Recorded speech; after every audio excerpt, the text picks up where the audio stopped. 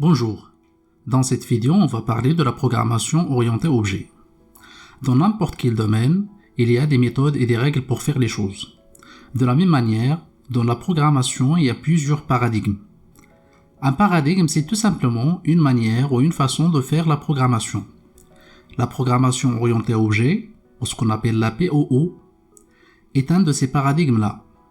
Ce n'est pas un langage de programmation, mais c'est tout simplement un ensemble de techniques pour faire de la programmation en utilisant ou en se basant sur des langages de programmation comme Java, C++, Python et C#. Dans n'importe quel paradigme de programmation, on trouve deux grands concepts, les données et les traitements. Des exemples de données, on trouve les variables comme l'âge d'une personne, le nom d'une personne, la couleur d'une voiture, la note d'un étudiant, le prix d'un ordinateur ou le salaire d'un employé. En ce qui concerne les traitements, on peut citer l'affichage de l'âge de la personne, la modification de la couleur d'une voiture, la réduction du prix d'un ordinateur, l'affichage de la note d'un étudiant, l'augmentation du salaire d'un employé. Les traitements, ou ce qu'on appelle les méthodes dans la programmation orientée objet, sont des outils qui nous permettent de faire des opérations et des manipulations des données. Donc, un paradigme de programmation, c'est tout simplement la manière dont les données et les traitements sont exploités et présentés. La programmation orientée objet est basée sur deux grands concepts, les classes et les objets. Pour bien expliquer ces deux concepts, je vais prendre un exemple de la vie réelle. Imaginons un promoteur immobilier qui veut construire des maisons. La première des choses à faire, c'est de concevoir une maquette de ces maisons. Et là, il va spécifier la surface de la maison, le nombre de fenêtres, le nombre de chambres, le nombre de douches, ainsi de suite. Cette maquette, c'est ce qu'on appelle dans la programmation objet une classe. La classe est tout simplement un moule ou une maquette qu'on va utiliser pour construire ce qu'on va appeler par la suite les objets. Dans le cas de notre promoteur immobilier, il va construire par exemple une maison où la surface est égale à 200 mètres carrés. Le nombre de fenêtres c'est 10 et ainsi de suite jusqu'à donner des valeurs à toutes les variables ou les données qu'on a déjà citées. La construction des objets à partir de la classe ou en utilisant la classe est tout simplement équivalente dans ce cas-là à la construction des maisons. Ce qui veut dire que la construction des objets est la concrétisation des classes. Pour résumer, les classes sont des maquettes ou des moules qu'on va utiliser juste pour construire des objets. Et ce qu'on va utiliser réellement, ce sont ces objets-là. Je vais donner un exemple plus concret sur les classes et les objets. Pour créer une classe dans un langage informatique qui utilise la programmation orientée objet, il faut d'abord lui donner le nom. Dans ce cas-là, notre classe elle s'appelle voiture.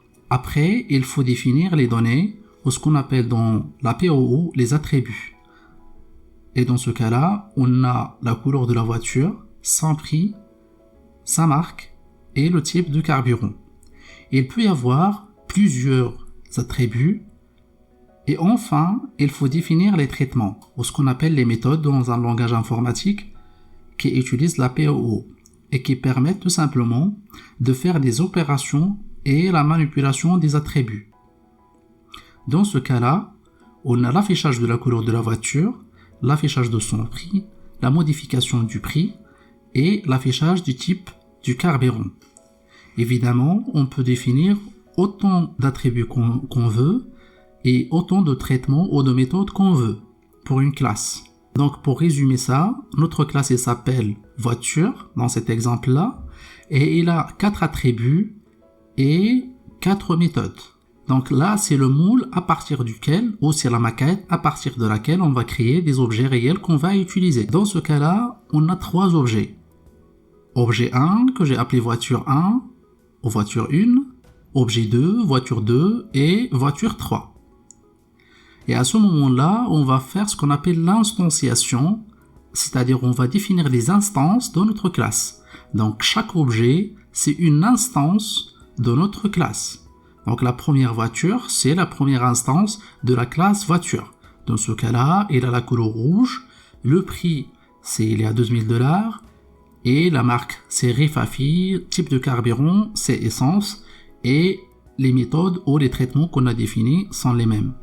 Donc pour la voiture 2, c'est la deuxième instance de notre classe. C'est la deuxième voiture. Dans ce cas-là, il a la couleur verte et son prix, il est à $20 000, ainsi de suite. Et c'est la même chose pour la voiture 3. Pour résumer cette notion de programmation orientée objet, c'est tout simplement une méthode ou un ensemble de techniques pour faire de la programmation, et il n'est pas lié à un langage d'informatique spécifique. On peut utiliser plusieurs langages informatiques qui permettent d'utiliser les notions de la programmation orientée objet, comme Java, C++, C# et Python. Ce paradigme de programmation orientée objet est basé essentiellement sur ce qu'on appelle les classes et les objets. Il y a d'autres concepts qu'on va traiter dans d'autres vidéos, mais les plus importants, ce sont les classes et les objets. Donc ça sera tout pour cette vidéo. Je vous remercie beaucoup et je vous dis à la prochaine vidéo.